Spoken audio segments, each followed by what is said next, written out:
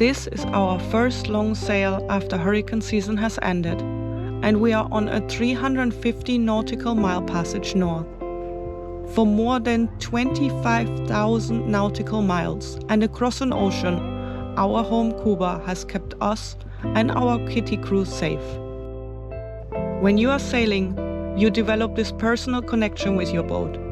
It almost becomes an extension of yourself. The sea is a harsh and relentless environment, and you learn not just how far you can go, but how far you can push your boat until she can no longer keep you safe.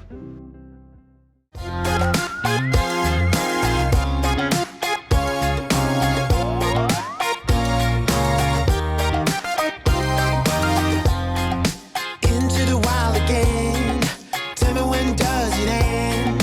Hide under the shadow of the morning. Into the break of dawn.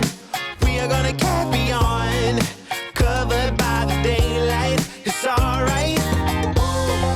We are pushing head on, all your worries be gone. We are running straight out into the wild. Follow We just left back way, and we leave a really big system behind.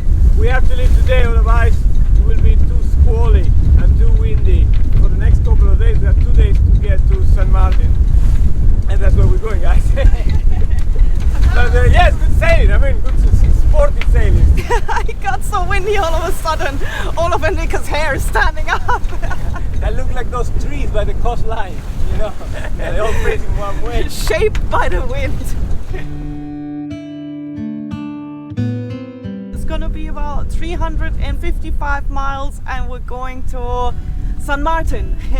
So we're intending to go to the French side because we get some mail delivered there that is quite time sensitive, so we rushed to leave, and we have to rush a little bit as well because the weather is not getting better. So we had the option of leaving now or staying put, basically, because it's okay now to sail. We're planning between 3 and 4 days to sail up there, but we don't want to get delayed because the weather is just gonna increase more and more and more, and between the islands it can become a little bit bumpy, and also there is a tropical wave predicted. And the problem is as well that the tropical wave usually brings unstable weather, so you get a lot of squalls, and we just trying to make it before all of this is happening, basically, and have a comfortable ride going up. So yeah, we're gonna be passing quite a few islands, so including Dominica. Well, we started with St. Lucia, Martinique, Dominica, St. Kitts and Nevis. We're gonna be passing all of these islands, so hopefully it's gonna be a nice sail, mostly on beam to quarter, so, and then as well the waves should only be about 2 meters, but if we get too delayed they will build up, and yeah, that's why we're trying to get there as quick as possible in one go. Kiki just called me. I think we have a problem. What happened? Oh shoot. Guys, look at this. This is our baby stay. It broke, the wire broke, and it's still attached, but it completely broken. You lose all the strength. Our inners, our shrouds, they're aft. That means this is necessary to keep the stability of the mast, of the lower part of the mast. And for all of you who don't know about sailing, the mast needs to be held with few wires, okay? And those are the standing rig, and these wires, if they break, obviously they compromise the boat safety. So imagine, guys, this is the mast, okay? We have a wire that goes all the way down to the front of the boat, and then 2 wires go to the back. In our case, we have a split back stay. And then you have the shrouds that go to the side of the boat, port and starboard. But because it's such a long pole, such a long piece of aluminium, imagine in the center, in heavy weather, what keeps the center from wobbling? Those are the inner shrouds and the baby stay. So these shrouds, obviously you can see they end in the middle section of the mast, but they are going backwards. And with our baby stay now broken, nothing is holding the middle of the mast towards the front of the boat. So it keeps the whole stability. of the lower part of the mast, you know, in good shape when you're sailing. So basically, there could be more movement and what they call mast pumping in heavy weather. So imagine when you get a lot of wind and these big sails, and that pushes, that start moving. So you can get fatigued because the whole thing start moving, and then that is not good. Yeah, So that we can need to create sort it out. serious troubles. And we're now trying to make it to San Martin conservatively. So we're reefed in all the way and we're trying to stay behind the islands if we can, just to avoid any big waves. But obviously we are a little bit time bound because the weather will get worse. But yeah, that's what it is. Never a dull moment. With the weather that we have now, it shouldn't be a problem. It shouldn't really compromise our journey all the way to San Martin.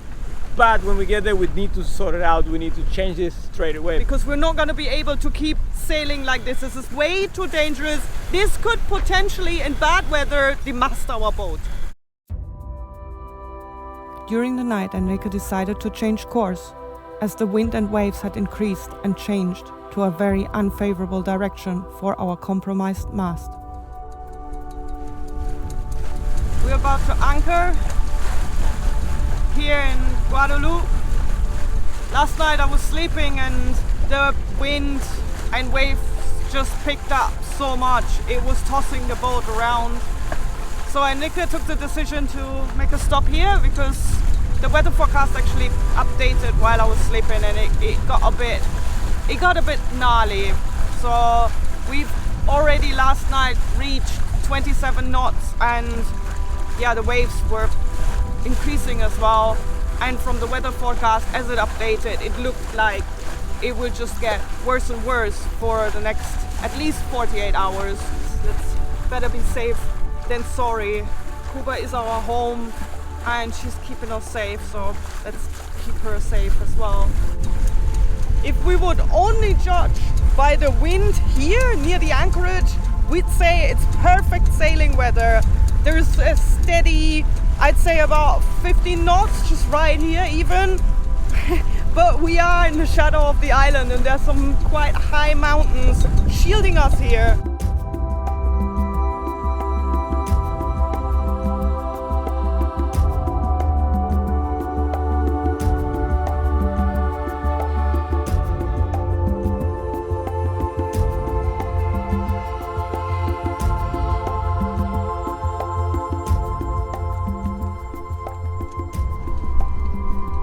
We're still looking for a good... Oh, I cannot touch this anymore.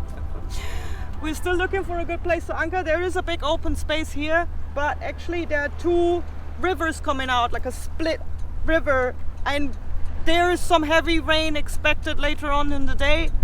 So if we anchor here, we're probably gonna get a lot of things being washed out from the river, maybe logs and things like this. So I guess this is the reason this space is left here and nobody's anchoring.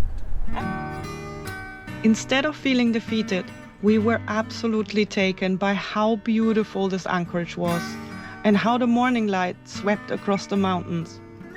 And it might sound strange, but even though our boat was broken, if you'd asked me if I'd change anything, I would probably say no.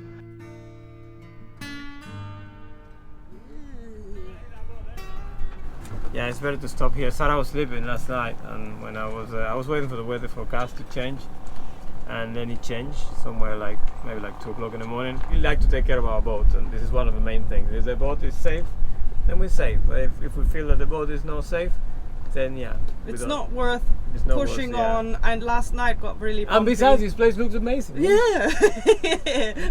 Yeah, we figured out why it broke, because to be honest, our rigging has been inspected by a rigger and things like that. So I mean, all the wires are, you guys can see. I mean, our wires are very good, though. They're not old. They've been replaced. They're not 10 years yet. Yeah. So we don't know why it broke, to be honest. I guess it can happen, no? The wire doesn't look rusted or anything, but sometimes you cannot see that. Yeah. We are trying to take the baby stay off, but it doesn't seem to be so easy to actually take it off. I think the problem is that because it's been sitting there for such a long time, obviously it's difficult to take off.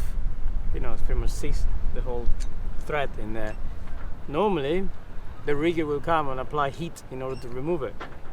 I don't think we have anything to apply heat like this. We contemplated finding a new cable on the island of Guadeloupe and even found a rigger who could potentially manufacture the piece.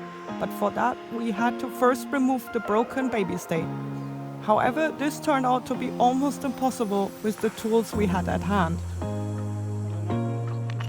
Sure, we can try again.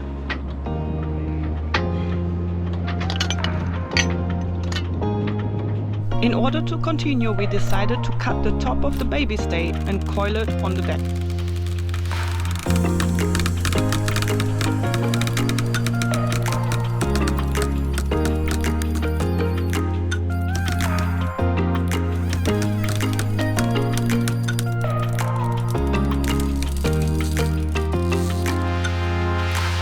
I lose my self-restraint. I think we're done, then you add more paint. I calm down and watch it dry, and there it is, my love, love, love, love, love, love.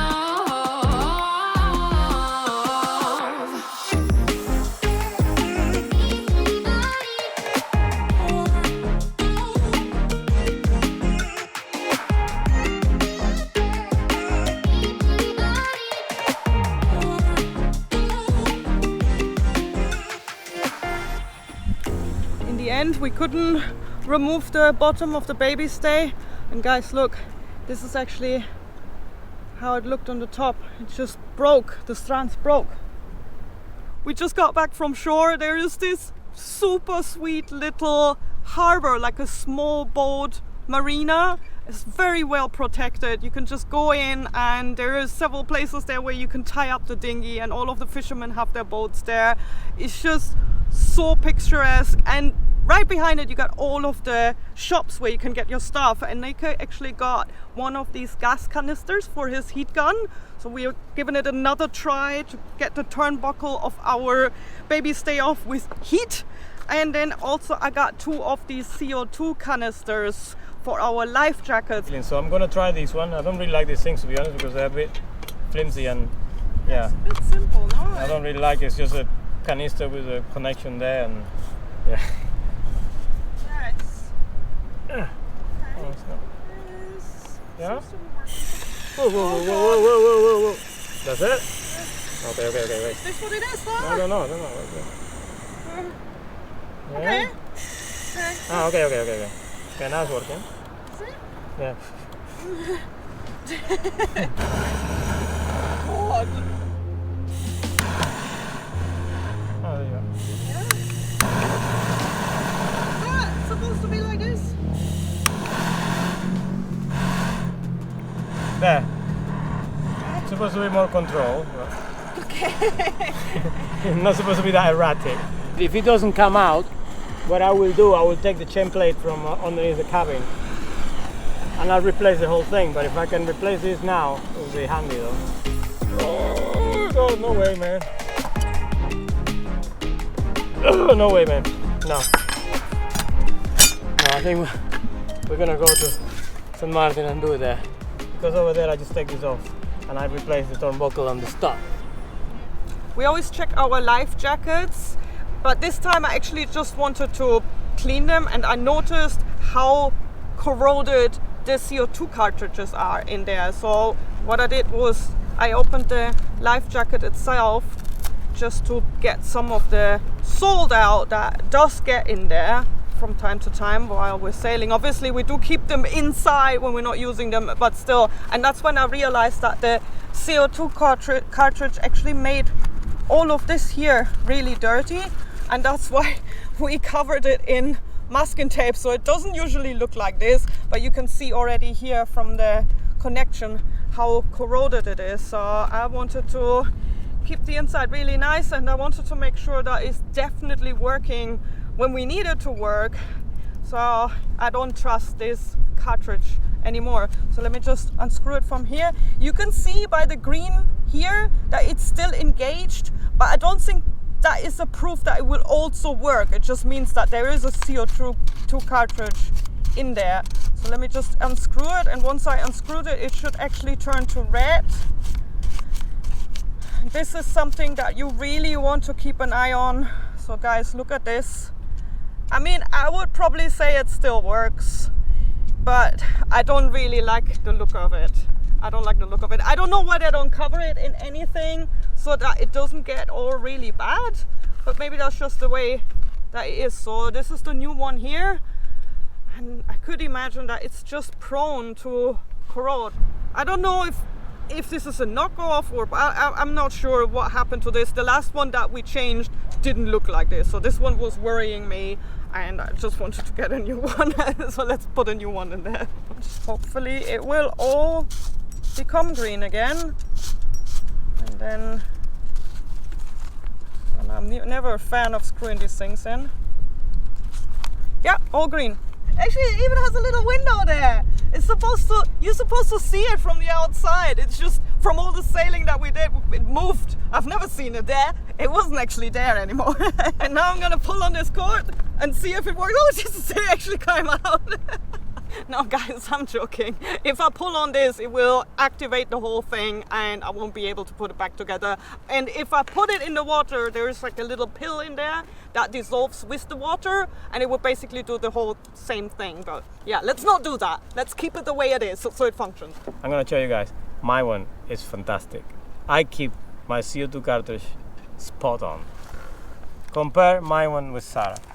Look at this. Oh, I almost set this off. Oh God. I check them, look at this, I check them periodically, and I'll compare the one from Sarah. They're the same, oh God, they're the same age. Look at mine, still shiny. That means I've been sailing more. Yeah, I guess. I've been more in the elements. Yeah, but guys, you see, is this a knockoff? Same time. Same time they've been changed. Yeah. We spend about the same time in the cockpit with Yeah. the jackets on. If you have your jackets on, Same I place, have my yeah, jacket same on. place, same time. Maybe Sarah sails deeper than me, somehow. Intenso. I sail real I hard. think my one could stay there if I wanted to, but no, I'm going to change it as well. See? Yeah, there you are, green. We got these life jackets because they are very comfortable. Instead of having a really bulky life jacket with a lot of metal around you when you're sailing long distances, these ones, there's no metal involved. These are a spin lock deck vest, so even this part is made of fabric to close them. And normally in most of a life jacket you got that bulky metal thing in there, and when you sleep in, man, and it's cold in passages, it's just poking on you, or it's actually just touching you where it doesn't need to touch you. What? I mean, I don't mean that. Okay. I mean when the rain hits. Was not supposed to touch you. When it's raining, man, you know. Oh, actually, that's not my jacket. I think actually.